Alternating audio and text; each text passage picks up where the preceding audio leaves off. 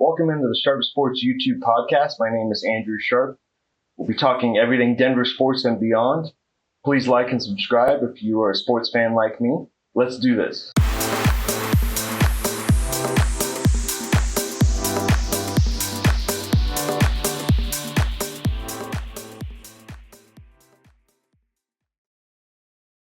Welcome into the Sharp Sports YouTube podcast. My name is Andrew Sharp.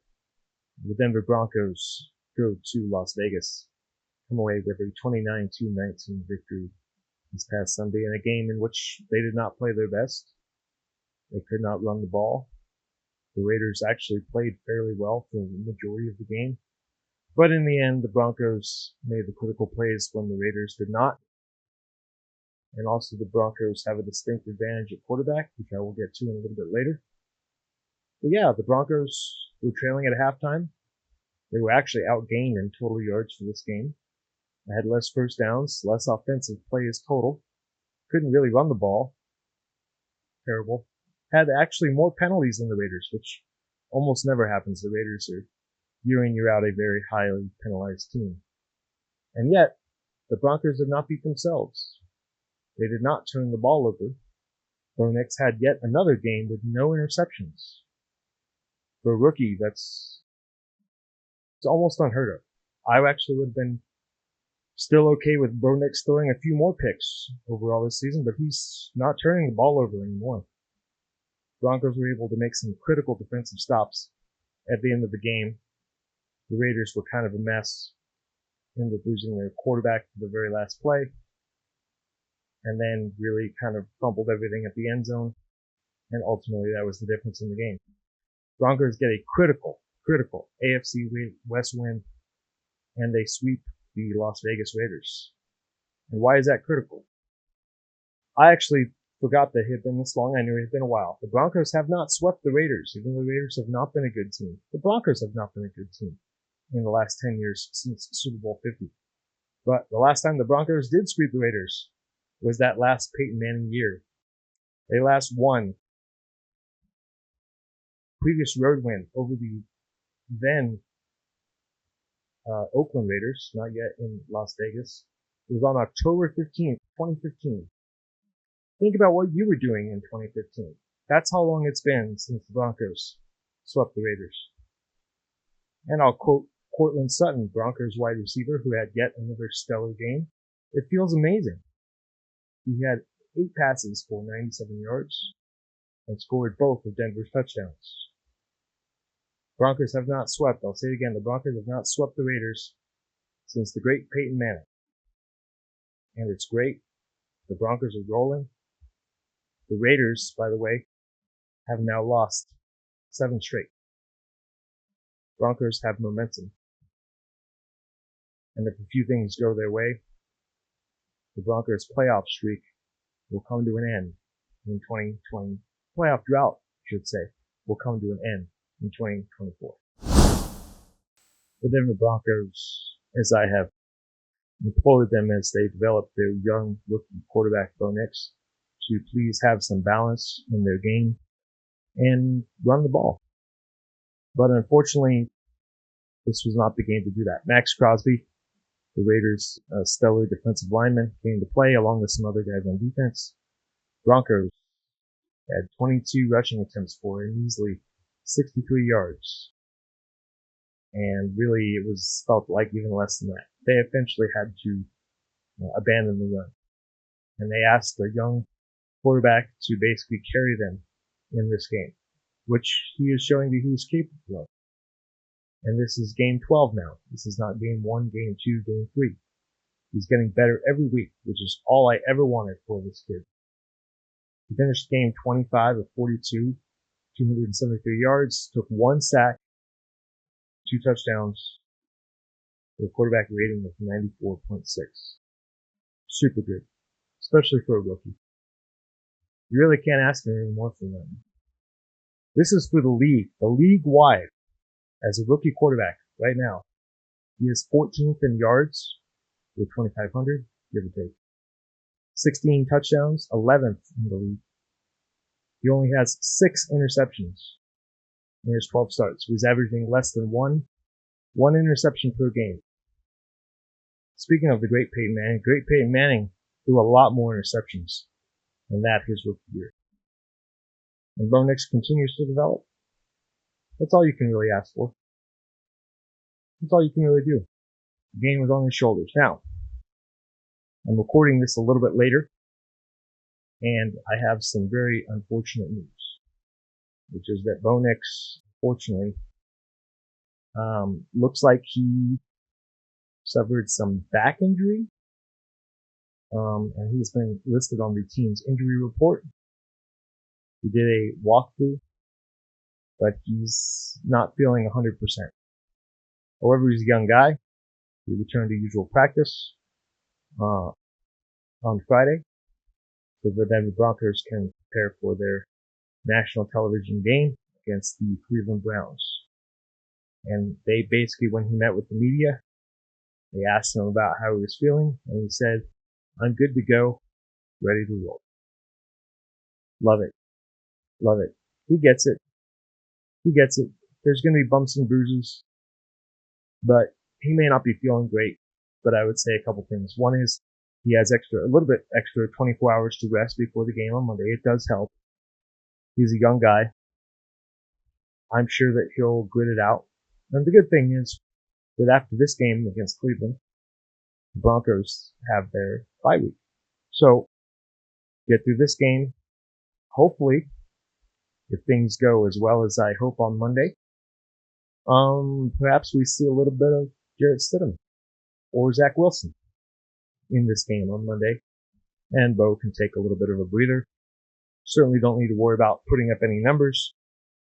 Get in, get out, get the win, get the AFC win, more importantly at home, and roll with it. Other thing is about Bo Nix. Bo Nix is breaking Bronco records weekly.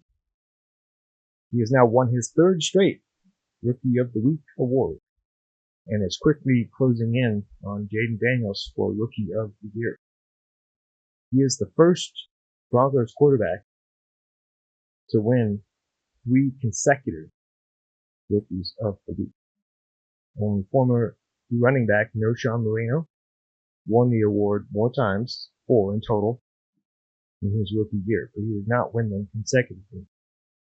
So, Bo Nix, the secret is out.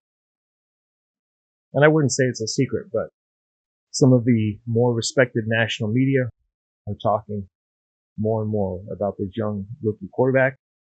It's a very exciting time to be in Denver right now. I am very happy that Bo Nix has come in and done as well as he has. He's actually exceeded my expectations, which were fairly high. And now we're going to see where it takes us. But every week, getting better, drafting and developing. And the future looks very bright for this young Bronco team. Earlier this season, on my season preview podcast, I gave out some players to watch.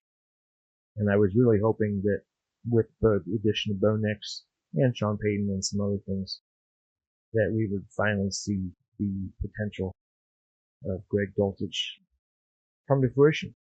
Unfortunately, the Broncos pretty much saw what I saw, which is a player who was constantly hurt, and even when he was not hurt, was a healthy scratch by Sean Payton quite a few times this year. And we have now come to the end of the road, I should say, with Greg Dulcich. He has been released by the Broncos this week. And quite frankly, it's saddened me a little because you saw the talent in the first couple of years he was here, but I think between the injuries and did not continue to develop, didn't get much better. And the Broncos tight end room really is nothing special. It's still nothing special. He had every opportunity to distinguish himself amongst the other 3 guys, Adam Troutman, Lucas Kroll, and Nate Atkins, who are all Sean Payton guys. And he did not do that. And unfortunately for the Broncos, this remains a bugaboo they have yet to figure out. And we saw what could have been a solution on Sunday. Brock Bowers. Now, Brock Bowers is an amazing player, but that does not mean that he would be great on this team. because unfortunately Brock Bowers plays a dependent position, meaning if he doesn't get the ball thrown to him by a competent quarterback, he can be amazing and it doesn't really matter. And I'm still happy that the Broncos took Bo Nix. I think if they had not taken a quarterback in the first round, Brock Bowers would have definitely been high on their list.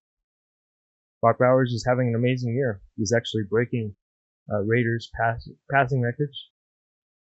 But the Raiders are 2-8. They've lost 7 straight games. They have been swept by the Chiefs as of this podcast. Sorry, 8 straight because they lost on yesterday on Friday. So they have been swept by the Chiefs, swept by the Broncos, and they are going nowhere. Because the Raiders thought that Gardner Minshew was their answer at quarterback. And not to disparage Gardner Minshew any further, as he did suffer a broken collarbone against the Chiefs in that same game, and his season is done. The Raiders really don't have a plan at quarterback, and you see what that gets you. Get you last in division. Gardner Minshew is 30th in the league with a 38.2 QBR.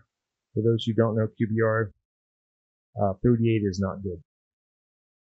He actually has more interceptions than he does touchdowns. He has 10 picks, 9 touchdowns for a measly 2,000 yards. And the Raiders have offensive talent. They're not bereft of offensive talent.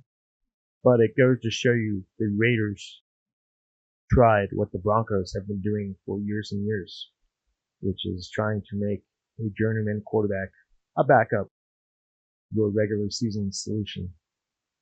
Doesn't work. The league's too good at quarterback. The league is too deep at quarterback. When Patrick Mahomes and Justin Herbert are in the AFC West, can't play a backup. You have no shot. 0 shot to even be competitive in this league with Gardner Minshew as your starting quarterback. Thanks for tuning in to the Sharp Sports YouTube podcast. My name is Andrew Sharp. Just as a parting note to this podcast, I want to thank everyone who's been tuning in and giving me feedback. Really appreciate it. And yours truly. We're finally going to witness the Denver Broncos in person as they battle the Cleveland Browns on national television here in Denver on Monday Night Football. It'll be very exciting. I'm very excited. I get to go with a good friend of mine, a former coworker of mine and her family. My treat. I'd like to thank my mom and dad for the tickets. A belated birthday present. It's going to be a great time. I'd also really like to wish my father, Cleveland Sharp, a speedy recovery on his knee replacement. I'm sure he'll be great. And I can't wait to come back and do another podcast with you after I get to watch this Bronco team in person. I think the last game I went to, pretty sure, was 2017 when they beat the Raiders in the season finale. Don't think I went to a game after that, and then COVID happened. And unfortunately, some other work situations just didn't allow me to get to a game for quite a while. And quite frankly, the Broncos didn't offer much to watch as it was for the last 4 to 5 years. But I'm very happy to be there. We're going to have a great time. And I can't wait to tell you all about it next time. Once again, my name is Andrew Sharp, Sharp Sports 82 Podcast. Thanks for tuning in. Please like and subscribe. And we'll see you next time.